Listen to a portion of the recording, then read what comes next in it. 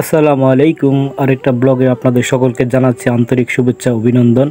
আজকের এই ব্লগটি অন্যরকম, কারণ লক্ষ্মীপুর জেলার রায়পুর উপজেলাতে তরমুজ ক্ষেত, এটাই আমার প্রথম দেখা।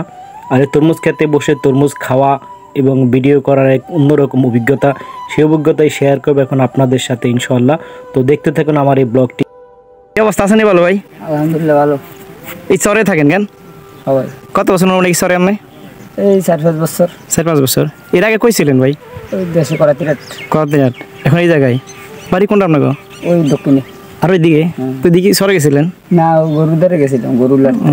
আছেন ভালো কেন? ও কেন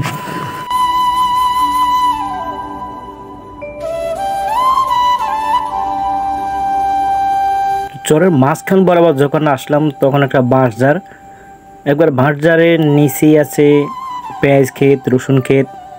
আমরা এর পাশ দিয়ে দৌড়ে সূর্য মাথার উপরে, সূর্যের তাপে সত্যি অসম্ভব রকম খারাপ লাগে। তারপরে কি করতে হবে? চল খাম্বার কইছে, খাম্বার এই ঘোড়াটা যে গেলাম খাম্বার কথা যেতে কইছে, যেহেতু টার্গেট নিয়েছে তরমুজ খেত, তো তরমুজ খেত দেখে সার মন্দ করে তরমুজ খেতে যাম।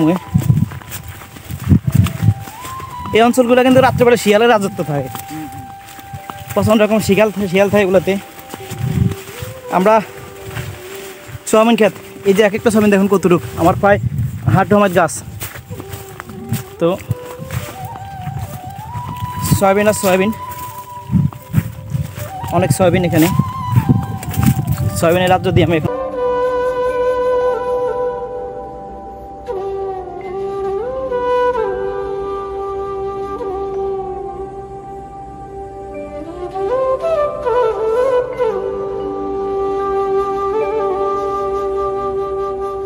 পরিবারটি প্রত্যেকটা বাড়ি বাড়ি মন্ডল গাছ, ফলের গাছ, মন্ডল গাছ আছে প্রচুর পরিমাণে মাশাআল্লাহ ফল মন্ডল গাছে। মাঝখান দিয়ে দৌড়াইছে, যেহেতু এখন খালে পানি নাই, তো সেক্ষেত্রে এই যে শাঁখো, এই পাশে খালে কোনো পানি নাই, পুরো খালটাই শূন্য। আমাকে এখন খালের ওপর পাশে যাইতে হবে। পুরো শহরের মাঝে একটা মসজিদ। আমরা প্রায় 8-10 কিলোমিটার এই শহরটাতে ঘুরছি, ঘোরার পরে এই শুধু একটা মসজিদ দেখতে পেলাম চরের মধ্যখানে, সবার এই গড় দিয়ে একটা মসজিদ। অবশেষে এক ছোটো ভাইয়ের কাছে জিজ্ঞেস করে এই চরে যে সোয়াবিনের মাঝখানে তরমুজ ক্ষেত, সেই তরমুজ ক্ষেতের সন্ধানটা আমরা পাইলাম। এখন উনি যে নিশানা দেখাইলাম আরে, ওই নিশানা অনুযায়ী আমরা এখন তরমুজ খেতে যাওয়ার জন্য চেষ্টা করতেছি। এখান থেকে ভাই আরও কী বলবো, প্রায় 100-150-200 গজ এখান থেকে আবার হাঁটতে হবে, তারপরে গিয়ে তরমুজ ক্ষেতটা পাবো। তো আমাদের একটা ভুল হয়েছে, আমরা অনেক দূর হাঁটছি নিজেদের কারণেই। তো থাকুন, ইনশাল্লাহ তরমুজ ক্ষেত থেকে আবার দেখা হবে। অবশেষে আমরা তরমুজ ক্ষেত খুঁজে পাইছি। অবশেষে তরমুজ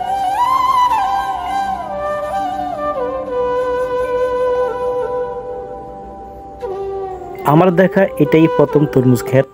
আমি এর আগে সচক্ষে কখনো তরমুজের ক্ষেত দেখি নাই, যদিও সেটা দেখেছি ইউটিউবের মাধ্যমে বা টিভি চ্যানেলের মাধ্যমে। তো বাস্তবিক অভিজ্ঞতা এখানে তুলে ধরবো আপনাদের। তরমুজ ক্ষেতের চারপাশেই বিস্তৃত থাকে মাটি সারি, যে লেন তৈরি করা হয় পানি নিষ্কাশনের জন্য। কারণ যতটুকু জানতে পারছি যে তরমুজ ক্ষেতে পর্যাপ্ত পরিমাণে পানি না দিলে সেখানে তরমুজের ফলন ভালো হয় না। তরমুজের দাম ভালোই পাইছে, ওরা ক্ষেত আছে, কিছু আছে, আর আগে সব কাটতে লিয়ে আছে, দাম ভালোই পাইছে। সামনে হিরাল আছে করুন না। এমনি মোটামুটি কতটুকু জমিতে করছেন তরমুজ? 2 কানি। 2 কানি? জি ভাই 2 কানি খেয়ে তরমুজ করছে। এখনও তো মোটামুটি তরমুজ এখান থেকে আপনাকে শাসিয়ে ইয়ারে নিয়ে যায় না? ওই যে লক্ষ্মীপুর আছে না, লক্ষ্মীপুর আপনার মোকামে নিয়ে বেশি বেছেন। আগামীতে এবার তো মোটামুটি ভালো আছে, তাহলে আগামীতে আশা আছে, আগামীতে করেন না আশা আছে, আশা আছে। তো আমাকে দেখা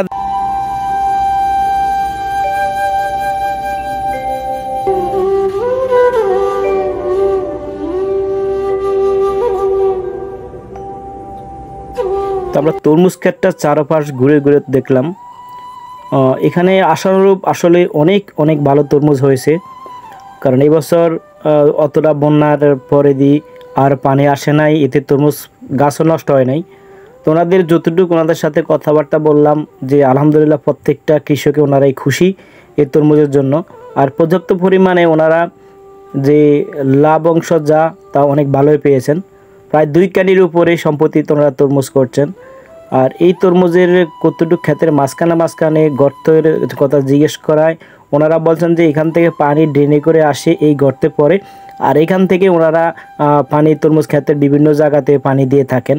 কারণ তরমুজ ক্ষেতে পর্যাপ্ত পরিমাণে পানি না থাকলে তরমুজ বড় হয় নাই, আর এতে মানে তরমুজ চাষির লাভ অংশ অনেক কমে যায় ফসলাদি কম হওয়ার কারণে। তো তরমুজ ক্ষেত থেকে আমরা যখন মালিক আসে তখন তার কাছ থেকে আমরা কিছু তরমুজ কিনে নেই যে নিজেদের জন্য, এবং ওনাদের কথাবার্তা ব্যবহার আলহামদুলিল্লাহ এতটাই ভালো যে সত্যি আমরা প্রশংসা করলে হয়তো আপনারা বলবেন যে তেলমর্দন করতেছি, তেলমর্দন নয়, ওনার ব্যবহার কথাবার্তা এতটাই ভালো যা আমাদের হৃদয় ছুঁয়ে গেছে। উনি আমাদের খাওয়ার জন্য ওই খেতে বসেই 2 থেকে 3টা তরমুজ নিয়ে এসেছেন বড় বড়, যেগুলো উনি আমাদের ওখানে কেটে আমাদের আপ্যায়ন করেছেন। আমরা খেতে বসেই তরমুজ খাওয়ার যে অভিজ্ঞতা, সেই অভিজ্ঞতাটা অর্জন করতে পেরেছি। বা গরমের ভিতরে তাজা তরমুজের মিষ্টির পরিমাণ কতটুকু থাকে, ঘরে এনে তরমুজ রাখলে তার পরিমাণ মিষ্টি কেমন থাকে তা হয়তো খেতে উপলব্ধ করতে পেরেছি আমরা। নর্মালি খেতে যে গরম তরমুজ থাকে ওইখানে তরমুজের মিষ্টির পরিমাণ কিছুটা কম, আর যদি আমরা ঘরে রেখে কিছুটা ঠান্ডা করে নেই সেখানে মিষ্টির পরিমাণ অনেক অংশে বেশি থাকে। আর আরেকটা জিনিস ওনার কাছ থেকে যেটা জানতে পারলাম, উনি বললেন যে তরমুজ ক্ষেত থেকে আইনা যদি ঘরে রাখা হয়, মজুত করে রাখা হয়, তাহলে নাকি তরমুজের কালার আরও গাঢ় হয় এবং আরও লাল টুকটুকে হয়।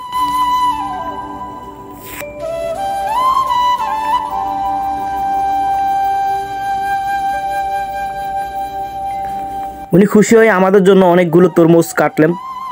আমরা একে প্রায় 3-4টা তরমুজের মতো ওখানে খেয়েছি। আর এক্ষেত্রে অনেক অনেক তরমুজ মাটিতে পচে আছে, জানি না কী কারণে তরমুজগুলো, বা পোকায় আক্রমণ করার কারণে কিনা বা লতা মরে যাওয়ার কারণে কিনা অনেক তরমুজ খেতেই নষ্ট হয়ে আছে দেখলাম আমরা।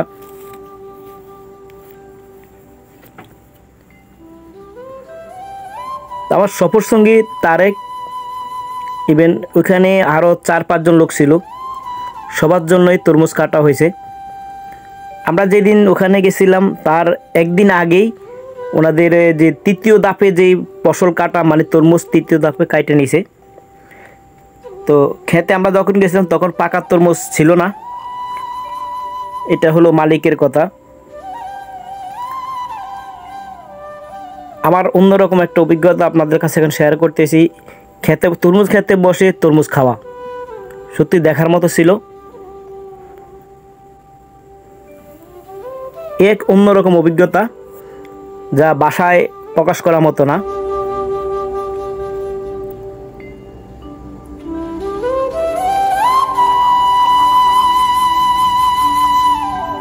উনি আরও একটা তরমুজ কেটে নিয়ে আইছেন আমাদের জন্য, আরও টুকটুকে লাল। তবে আমার হাতে যেটা ছিল এটা হচ্ছে আরও দ্বিগুণ মিষ্টি ছিল ওইটা। তো ইনশাআল্লাহ ওনারা আগামী বছরে আরও বেশি তরমুজ চাষ করার জন্য প্রস্তুতি নেবেন। আমরা তরমুজ চাষির কাছ থেকে 5টি তরমুজ নিয়েছিলাম নামমাত্রিক হাদিয়াতে। উনি আমাদের দিয়েছেন এগুলো উপহার হিসাবে বলা যায়, এক প্রকার প্রায় যে উপহার দিয়েছেন। আমাদের দেখা দেখি ওখানে আরও কয়েকজন লোক আসছেন। তবে এই শহর অঞ্চলে এসে দেখলাম মানুষের প্রতি যে ভালোবাসা, যে আন্তরিকতা। এক বৃদ্ধ কাকা আমাদের এখানে আসার পর ওনাকেও উনি একটি তরমুজ কেটে দিয়েছেন, দেখুন কি সুন্দর টুকটুকে লাল।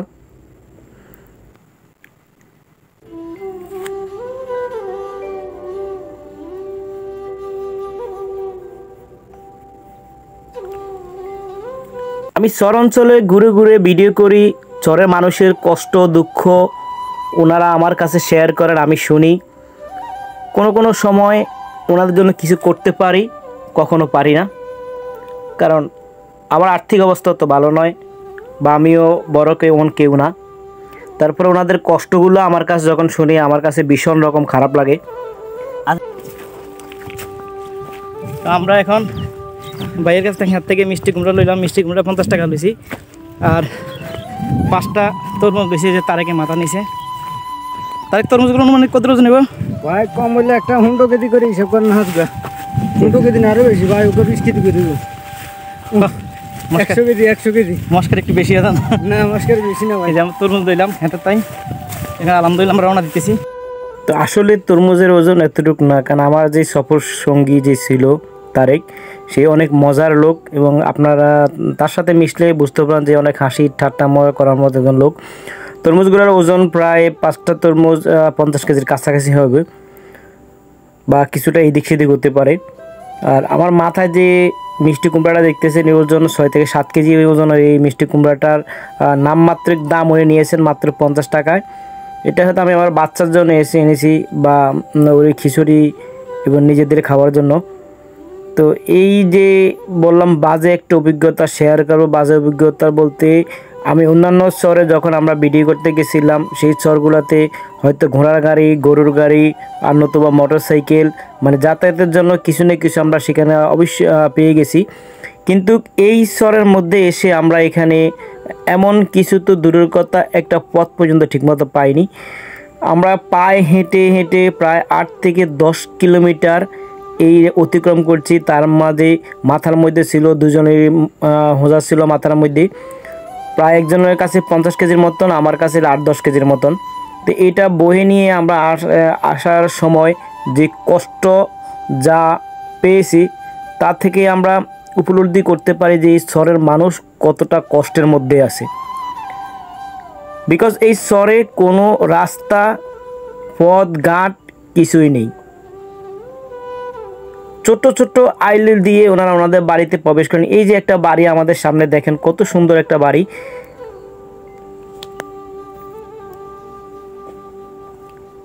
চরের বাড়িগুলো দেখার মতো বাড়ি, প্রত্যেকটা বাড়ি এত সুন্দর, আপনার মন হৃদয় অন্তর ছুঁয়ে যাওয়ার মতো।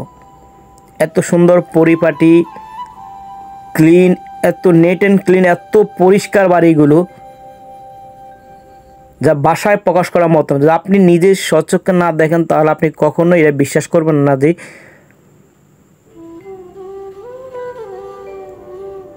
আমরা যখন মাথায় করে বোঝাগুলো নিয়ে আসি, তখন আমাদের এখানে ক্লান্তি লাগার কারণে আমরা এই গাছের নিচে এখানে রেখে একটু জিরিয়ে নেই। তো এর পাকে আমি মোবাইলটা নিয়ে বের হয়েছি একটু ভিডিও করার জন্য, কারণ বাড়ির দৃশ্যগুলো আমার কাছে ভালো লাগছে। আর ওনাদের সাথে একটু কথা বললাম। এখানে ওনারা 4 পরিবার ছিল। একজন ওনার ননদ ছিল, উনি এখান থেকে বসতি নিয়ে চলে গেছেন। আর এখন এখানে ওনারা 3 পরিবার আছেন। বাড়িটিতে একপাশে গরুর ঘর, যেটা কমন জিনিস, প্রত্যেকটা চরের বাড়িতেই তা থাকবে।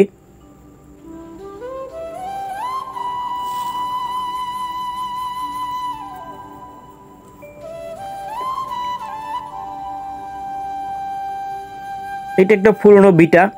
এই বিটা বাড়িতে একটা গছ ছিল, যা এখান থেকে ঘর ওনাই নিয়ে গেছেন ওনারা। এখন এটা খালি ঘর পড়ে রয়েছে, এখানে খালি বিটার মাটিগুলো।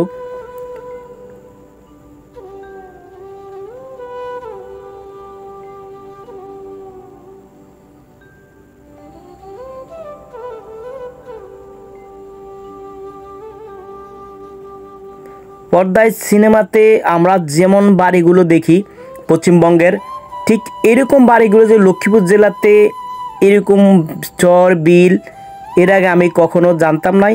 শুধু এই ব্লগ ভিডিওগুলো করার ক্ষেত্রে এখন ধীরে ধীরে বের হচ্ছি, চতুর্পাশে দেখতেছি, নতুন নতুন জিনিস উপলব্ধ করতেছি।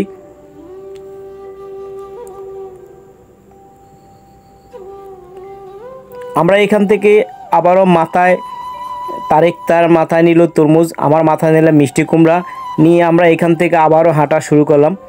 একটা খাল অতিক্রম করে অপর পাশে যখন আসি, সেখানে আবার সেম একই রকম আরেকটা বাড়ি। তো ও বাড়ির উঠোন দিয়ে আমরা আসার সময় পাশে দেখলাম গরুর গোয়াল ঘর।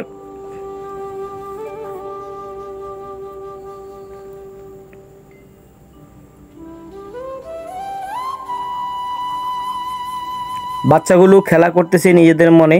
তবে এই চরে কোনো বিদ্যালয়ে আমার চোখে পড়েনি, হয়তো বা অন্য কোনো পাশে বিদ্যালয় থাকতে পারে, কিন্তু আমি যেই পাশটায় ছিলাম ওই পাশটাতে বিদ্যালয় ছিল না। আরেকটা বাড়ির উপর দিয়ে আসার সময় দেখলাম এক ভাই বসে বসে পেঁয়াজের যে খোলস ছাড়াচ্ছে। তো ওখানে যাওয়ার পরে দেখলাম যে ওনার নিজেদের ফসল এগুলা রসুন, বরই, পেঁয়াজ, সয়াবিন, মুগ ডাল, এক কথায় চরের বাড়িতে চর অঞ্চলে যত ফসল আছে সম্পূর্ণ ফসলাদি এখানে আছে। আর উনি এগুলো রোদে শুকাচ্ছেন নিজেদের খাবার জন্য, বিক্রির জন্য নয়।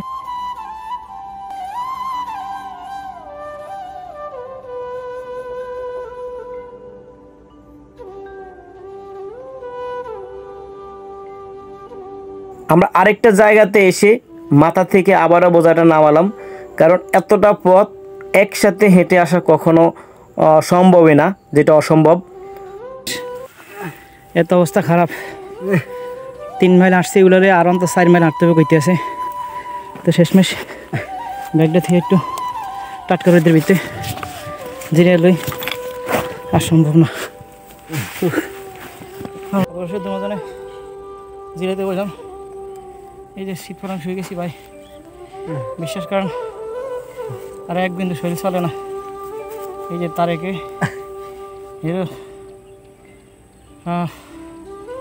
একে রোদ, দ্বিতীয়তে হয়রানি যেতে হাঁটতে হাঁটতে, কোনো নৌকা নাই, এখন গাড়ি হাত কিচ্ছু নাই। ও ভাই এই যে তারেক শেষ, এই আমি আজাদ শেষ। আল্লাহ, আমরা রেদের ভিত্তি একবারে প্রায় মেঘাশ্বরে আনুমানিক 10 কিলোমিটার উপর হাঁটছি এখানে, এক বাড়ি থেকে আরেক বাড়ি, এক এলাকা থেকে আরেক এলাকা। উদ্দেশ্য ছিল তরমুজের ক্ষেত, তবে তরমুজের ক্ষেত আমরা পাইছি। আমার টার্গেট ছিল 2-1টা তরমুজ নিব, কিন্তু ছোটো ভাই তারেক ভাই 6টা লন, 6টা লই না 5টা তরমুজ নিছি। এখন এইগুলা নিয়ে যে এমন একটা অবস্থা হয়েছে আমগো, মাথা নিয়ে যাওয়ার পথে 10 থেকে আরও মনে হয় যে আরও আমরা 8-10 কিলো হাঁটতে হইব। কীভাবে যাম বুঝতে পারি না ভাই, বিশ্বাস করেন কিছুক্ষণ এখানে শুইলাম যে চোখ বন্ধ হয়ে ঘুমাইতেছে, কিন্তু রোদ্রের যে তাপমাত্রা, মাথার উপরে এত কড়া রোদ, তারপরে ঘুম। এই যে অলরেডি তার একটু ঘুমিয়ে গেছে মনে হয়। এই কী করবো কোন, চতুর্থ সাইডে শুধু সোয়াবিন ক্ষেত আর সোয়াবিন ক্ষেত, অনেক দূর যাইতে হইব, যার কোনো শেষ নাই। আল্লাহ মালুম এতটা কষ্ট হইতেছে আমার, কি বলবো। তার আগে তো আরও বেশি হওয়ার কথা, কারণ আমার কাছে যদি থাকে 10 কেজি কুমড়াটা ওজন, এর কাছে আছে কম করে 50 কেজির কাছাকাছি। কীভাবে যাইতেছি, কেন নিতেছি আল্লাহ মালুম। আল্লাহ কাছে শুক্রিয়া। ঈশ্বরের মানুষগুলো কত কষ্টে আছে, কত কষ্টে থাকে, তা শুধু উপরে ভালো জানে।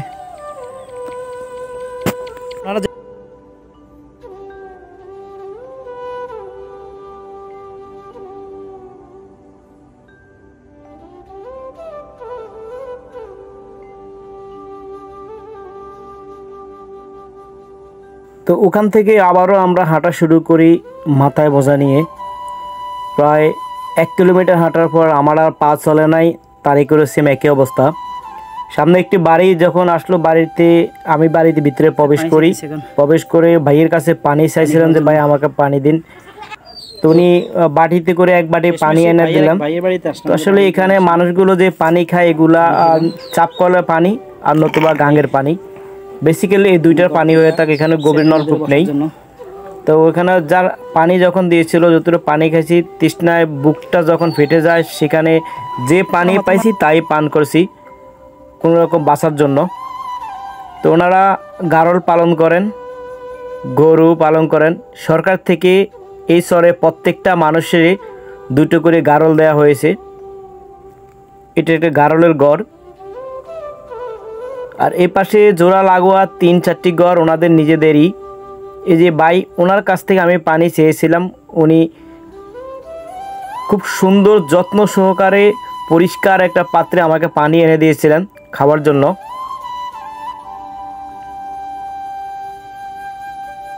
সামনে বর্ষা মৌসুমে পানি যেহেতু না উঠে, এই কারণে বসতবাড়ি ভিটাগুলো আরও একটু উঁচু করে নেওয়ার জন্য নতুন করে মাটি কাটা শুরু করছেন ওনারা। এই পাশটাতে ওনার রান্নাঘর,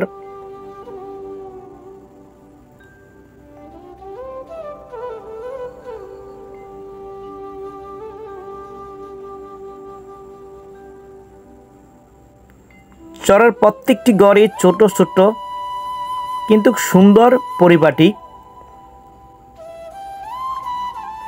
আমি ওনার অনুমতি সম্পর্কে বাড়ির ভিতরে প্রবেশ করি ক্যামেরা নিয়ে। এটা ওনাদের রান্নাঘর।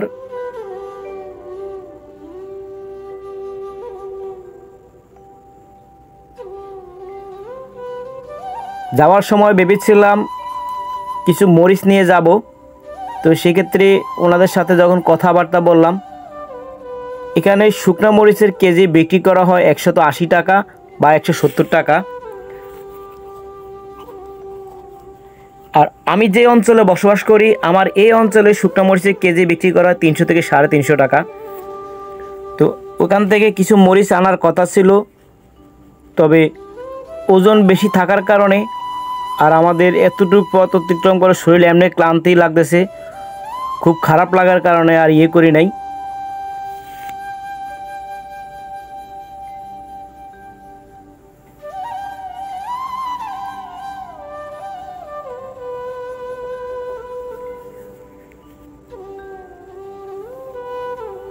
উনি আমাকে শুকনা মরিচ এবং কাঁচা মরিচের ভিতরে যে তফাৎটা বোঝাতেছিলেন, যে উনি বললেন যে মরিচ লাড়া দিলে ভিতরে বেশি লাড়াছড়া করবে, ঝনঝন আওয়াজ করবে, আপনি মনে করবেন যে ওইটাই শুকনা। আর যে মরিচ লাড়া দিলে ভিতরে ঝনঝন আওয়াজ করবে না, মনে করবেন যে ওইটা এখনও শুকানি, হয়তো আরও 2-1 রোদ লাগতে পারে।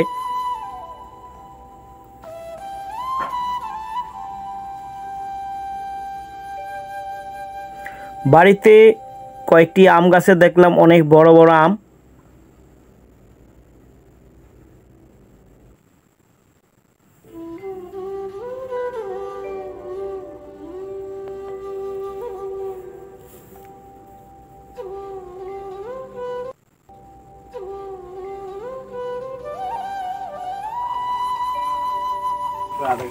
প্রায় 1/2 কিলো। এই সর মানে কতদিন ভাই আপনি?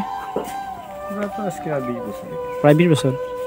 এর আগে কইছিলেন দেশের বাড়ি কোন জায়গায় আপনি? করাতিনার। ম্যাক্সিমাম লোকই করাতিনার, জাগরে জিজ্ঞেস সব করাতিনার কথা গেছে। ছেলে সন্তান কয়জন ভাই আপনার? 4 জন। ছেলে কয়জন, কয়জন? ছেলে 2টা, মেয়ে 2টা। আপনি তো গায়ে গিস্তি করেন কেন?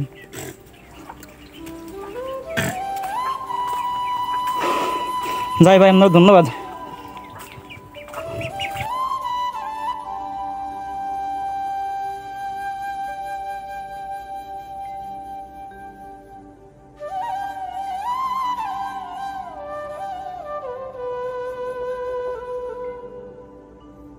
বাড়ি থেকে বের হয়ে আমরা আবারও হাঁটা শুরু করছি খেয়াঘাটের উদ্দেশ্যে, তথা মেঘনার খেয়াঘাট এসে আমরা ওখান থেকে নদী পার হয়ে অপর পাশে যাব।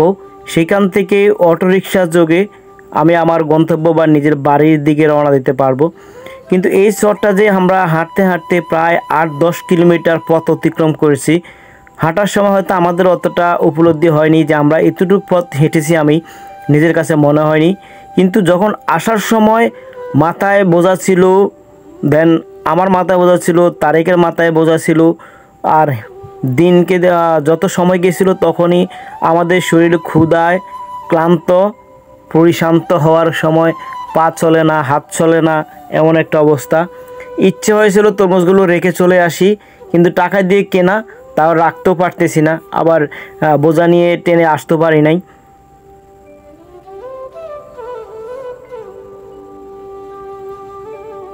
এটা সামান্য একটা রাস্তার মতো উঁচু একটা জায়গার পাশেই, এই দেখুন, এটা বর্ষা আসলে তলিয়ে যাবার কথা।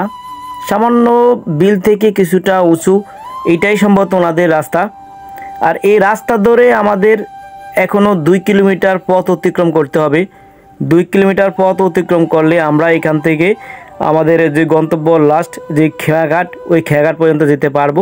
খেয়াঘাট আসলেই আমাদের কষ্ট লাঘব হবে, কারণ খেয়াঘাটের অপর পাশে আমরা নৌকার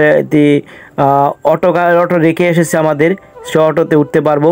তো আমরা এখন এখানে বসে আর একটু জিরিয়ে নিতেছি, কারণ একসাথে এত পথ অতিক্রম করতে পারবো না, কারণ কখনো তো নিজেরাই মাথা হোঁজা নেইনি, বা আমার সাথে যে তারেক তারও এমন লম্বা সময় ধরে বোঝা বহন করার অভিজ্ঞতা নেই। আসলে বাজে একটা অভিজ্ঞতা হয়েছে এখানে।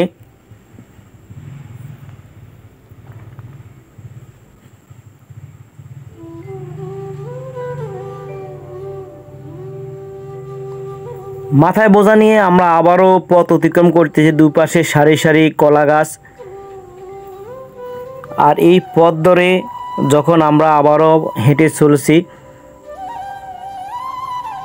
পুরো শরীরটা অবশ হওয়ার মতো, পা চলতেছে না, হাত চলে না, মনটা চাইছিল, মনে ইচ্ছে হয়েছিল যে ওইখানে কতক্ষণ শুয়ে বসে বাকি সময়টুকু কাটিয়ে দেই, আজকে আর যেন বাড়ি না যাই।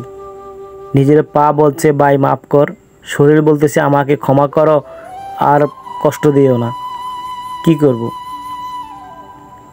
তারেক আমাকে বললো যে ভাই এই পাশে যে সাঁকোটা আছে, সাঁকোটা ধরে আমরা অপর পাশে গিয়ে তাড়াতাড়ি চলে যাই। আমি বললাম যে একটু পর যদি সোজা এই পাশে চলে যাই, খালে যেহেতু পানি নেই, তাহলে আমরা যে কোনো মুহূর্তে খাল অতিক্রম করতে পারবো। আমরা এই পাশ ধরে সরাসরি হেঁটে যাই।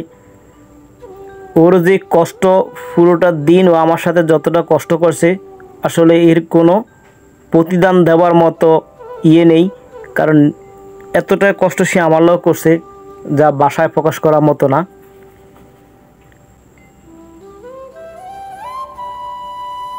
নদীতে এখন মাছ ধরা নিষেধ, তাই জেলেরা তাদের জাল সারিয়ে নিচ্ছেন, ছিঁড়া ফাটা জায়গাতে জাল বুনে নিচ্ছেন ওনারা।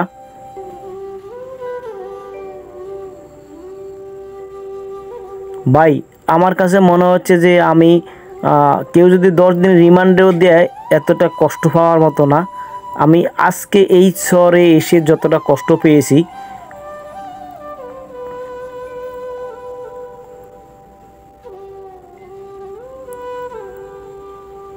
পরিশেষে আমরা আবারও হাঁটা শুরু করলাম। আবারও এখান থেকে 1 কিলোমিটার পথ আমাদের হাঁটতে হবে। যদিও কাকা বলছে যে আধা কিলোমিটার, তবে আমার মনে হয় না আধা কিলোমিটার। আমি আরও প্রায় 1-1.5 কিলোমিটার পথ অতিক্রম করছি এখান থেকে খেয়াঘাটের উদ্দেশ্যে। আপনাদের কাছে একটাই অনুরোধ, আমাদের এই কষ্ট তখনই সার্থক হবে যখন আপনারা আমাদের এই চ্যানেলকে সাবস্ক্রাইব করবেন, লাইক করবেন, বা কমেন্ট করে আমাদের ভুল ত্রুটি, আমাদের কথাবার্তার, আমাদের ভিডিও এগুলো তুলে ধরেন। তো ইনশাআল্লাহ আমরা খুশি হব এবং ওই মিলে আমরা আবার নিজেকে শুধরে নিতে পারবো। এত কষ্টের মাঝেও আমাদের একটাই মনে শান্তি আসবে যখন আপনারা আমাদের এই চ্যানেলকে সাবস্ক্রাইব করে, লাইক করে, কমেন্ট করে, শেয়ার করবেন। এটাই হবে আমাদের এই কষ্টের একমাত্র মূল্য।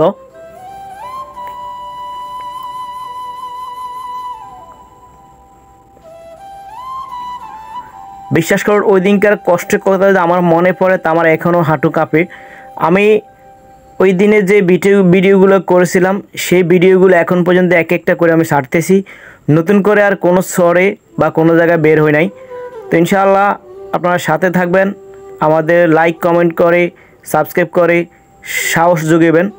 এই যে মেঘনার এই খেয়াঘাট, এই খেয়াঘাটে এসে এখান থেকে আমরা নৌকা পারাবার হয়ে সবাই ওপারে যাওয়ার জন্য এখন প্রস্তুতি নিতেছে। এরাও এই শহরাঞ্চলের বাসিন্দা। ওনাদের এক আত্মীয় অসুস্থ হয়ে ওনাদের মারা গেছেন, তাকে দেখার জন্য এখন সবাই ওই বাড়ির দিকে রওনা দিতেছেন। আমি যাওয়ার সময় এই মাছঘাটে ওনারা আমাকে সাংবাদিক মনে করে, যেহেতু এখন মাছের নিষেধ ধরা, সবাই দৌড়িয়ে দাঁড়িয়ে চারিদিকে পালিয়ে গেছে। এমন একটা দিন, পুরোটা দিন আজকে অনেক কষ্টে কাটিয়েছি। আমার সফরসঙ্গী তারেককে অনেক কষ্ট দিয়েছি, তো ক্ষমা প্রার্থী তারেক। আমাদের এই কষ্ট সার্থক তখনই হবে যখন কেউ আমাদের এই চ্যানেলকে সাবস্ক্রাইব করবেন, ফলো করবেন, লাইক কমেন্ট শেয়ার করে দিবেন। তো আপনাদের কাছে অনুরোধ রইল, ইনশাল্লাহ আবারও কোনো দিন কোনো এক শহরে নতুবা কোনো ঐতিহাসিক স্থাপনায় দেখা হবে, কথা হবে। তো ভালো থাকবেন, সে পর্যন্ত আল্লাহ হাফিজ।